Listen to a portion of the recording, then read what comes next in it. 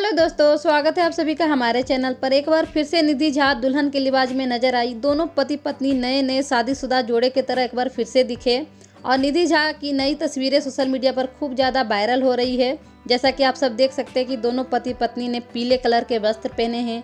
निधि झा ने नाक पर से सिंदूर भी की है और बला की खूबसूरत लग रही है निधि झा।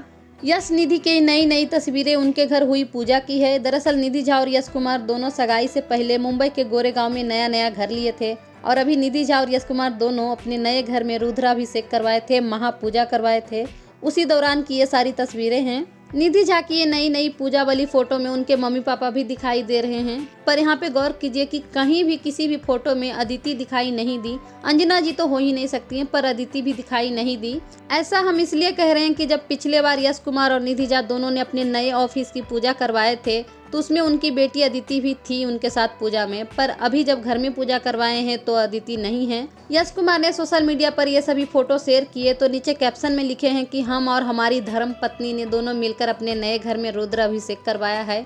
हालांकि जब भी यश कुमार अपनी पत्नी के साथ निधि झा के साथ कोई भी फोटो शेयर करते हैं तो नीचे कैप्शन में धर्म पत्नी जरूर ही लिखते हैं, आप लोग चेक कीजिएगा। और निधि झा भी शादी के बाद कुछ ज्यादा ही धार्मिक हो गई हैं। महीने दर महीने इनके घर में कोई न कोई पूजा पाठ होते ही रहता है, जिसकी ये लोग फोटो वीडियो सोशल मीडिया पर शेयर करते रहते हैं।